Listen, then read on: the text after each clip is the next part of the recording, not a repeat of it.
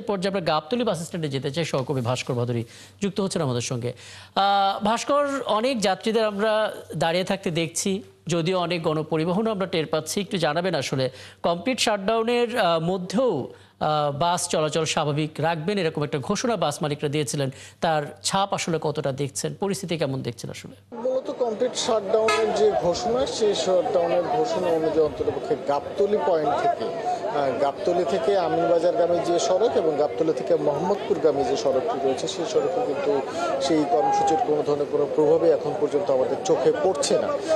কারণ সকাল থেকে আমরা এখানে রয়েছি, ঢাকার ভেতরে যে সকল বাসগুলো প্রবেশ করছে সেই সকল বাসে প্রবেশের ক্ষেত্রে কোনো ধরনের কোনো বাধা বা বিপত্তি হওয়ার ঘটনা কিন্তু আমরা যাত্রী অথবা চালকদের কাছ থেকে শুনি না। ঠিক একইভাবে আমরা সকাল 7টা থেকে গাবতলী এবং তার আশেপাশে এলাকায় রয়েছে, সেখানেও আমরা দেখতে পাচ্ছি যে বা যারা ঢাকা শহর ছাড়তে চাচ্ছে অথবা বিভিন্ন উদ্দেশ্য নিয়ে কর্মক্ষেত্রে সাভারের দিকে যেতে যাচ্ছে, তাদের ক্ষেত্রেও কিন্তু কোনো ধরনের কোনো সমস্যা হচ্ছে না। যে পরিমাণ যাত্রী রয়েছে ঠিক সমপরিমাণে কিন্তু যানবাহন রয়েছে এবং সময় যত গড়াচ্ছে সড়কে কিন্তু যানবাহনের পরিমাণ ক্রমেই বেড়ে চলছে। একটি বিষয় যুক্ত করতে চাচ্ছি রাকিব, যে আমরা গাবতলী আসার আগে ধানমন্ডি 32 নম্বর, তার পাশাপাশি কল্যাণপুর, শ্যামলী, দারুসালাম যে সড়কের মোড়গুলো রয়েছে সেগুলো হয়ে কিন্তু এসেছে।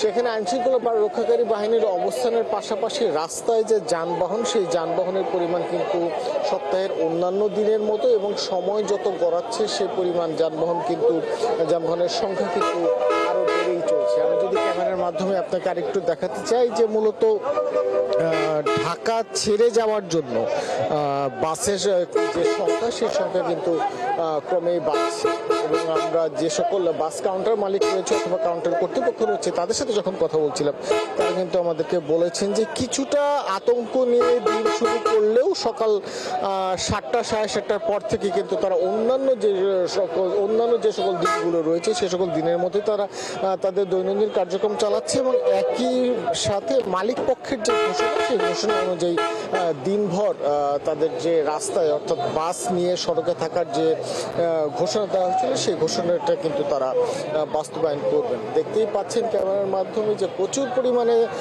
মানুষ যারা বিভিন্ন কারণে জীবিকার টানে অথবা কিছুটা ঘোরাঘুরি করার জন্য ঢাকা থেকে বের হতে চাচ্ছেন এবং তারা যে পরিমাণ রাস্তায় রয়েছেন সমপরিমাণ যানবাহন কিন্তু বিভিন্ন কোম্পানির সেই যানবাহনগুলো কিন্তু সমপরিমাণভাবে সড়কে রয়েছে এবং যে পরিমাণ যানবাহন ঢাকা থেকে বের হচ্ছে ঠিক সমপরিমাণ যানবাহন কিন্তু ঢাকায় প্রবেশ করছে এবং এই যানবাহনের মাঝখানে এই মূলত গাবতলী এবং মিরপুর এলাকায় আপনি জানেন যে অধিকাংশ সংখ্যক যে বাস কাউন্টারগুলো রয়েছে সেই বাস কাউন্টারের বাসগুলো রয়েছে এবং শুধুমাত্র তাই নয়, ব্যক্তিগত গাড়ির কথা যদি বলি সেগুলো কিন্তু রাস্তায় পর্যাপ্ত সংখ্যক রয়েছে এবং সময় যত গড়াচ্ছে এই সংখ্যা কিন্তু বাড়ছে। সার্বিক হিসেবে যদি বলতে চাই, এখন পর্যন্ত যে কমপ্লিট শাটডাউনের যে ঘোষণা, সেই ঘোষণার বাস্তব পরিস্থিতি কিন্তু রাস্তায় আমরা খুব একটা এখন পর্যন্ত দেখতে পাচ্ছি না।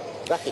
চমৎকার ভাস্কর, নিশ্চয়ই পরবর্তীতে আরও আপডেট কোনো এক প্রান্ত থেকে আবারও জানতে পারবো। ধন্যবাদ যুক্ত হওয়ার জন্য। সহকর্মী ভাস্কর ভাদুরী যুক্ত হচ্ছিলেন, বলছিলেন গাবতলী বাস টার্মিনাল থেকে।